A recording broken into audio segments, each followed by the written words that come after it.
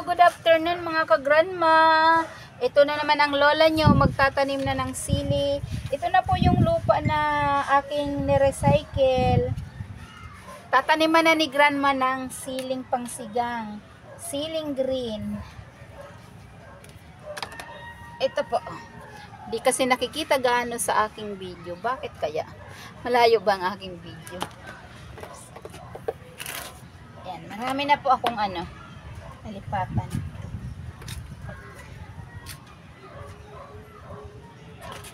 Sa munting garden ni grandma, syempre,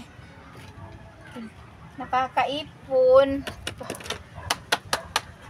Kahit pa unti-unti, mayroon tayong haharbisin. Yang mga iba, yung mga ganito ba bakante ko, ano po yan? Tataniman ko po ng kamatis saka yung labuyo. Wala pa yung kamatis kung nagtutubo pa lang. Kaya yan ko muna yan. Yan, sili muna ang aking tinanim, siling pangsigang. Ayan mga kasisi. Ayan. 6 lang yan. Kasi mayroon na akong iba doon na mga tinanim. Naku.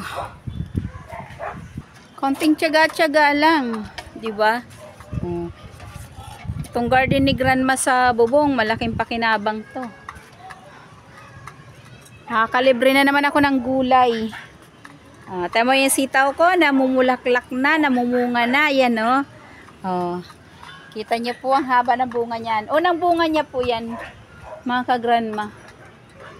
Yung taas niya, ayun, puro gapang na. Oh. Bukas na umaga, ayusin ko yan kasi gabi na ngayon eh. All purpose po yung gapangan ko. Sampayan din. All purpose. Gapangan ng ng mga gulay, sitaw, bataw, ampalaya. Sa ilalim, sampayan. Oh, good idea ni grandma yan.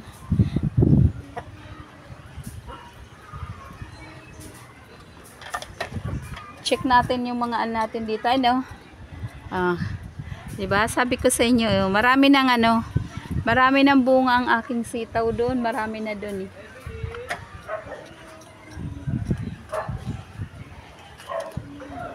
Tuwing hapon lang ako nandito sa aking garden. Tuwing hapon. Sa umaga, umakyat ako dito, nagdidilig lang ako. Ang aking ampalaya, ang tataba ng dahon dito sa dulo. Magapang na yung mga bataw ko. Bataw, hindi pa nagbubunga. Wala pang bulaklak yung bataw. Wala pa ako nakita. Saka, sigidillas. Wala pa siyang bunga. Ampalaya, mayroon na mga kasis. May bunga na yung ampalaya dito eh. May bunga na. Doon din, mayroon pa din doon. Di lang makita. Basta makita ko yan, malaki na, laylay na. Bukas na ako magayos ng mga yung mga gapang niya, hindi na naman maganda yung bukas ko na i-align yan. Ayan lang po, thank you for watching. Maraming salamat sa pag-support nyo sa aking long video. Syempre, lalong-lalo na sa ating mga kababayan dyan na kahit saan sulok man ng mundo.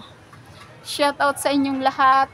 At syempre, ang ating mga OFW, ingat-ingat po tayo dahil wala tayo sa sariling bayan natin.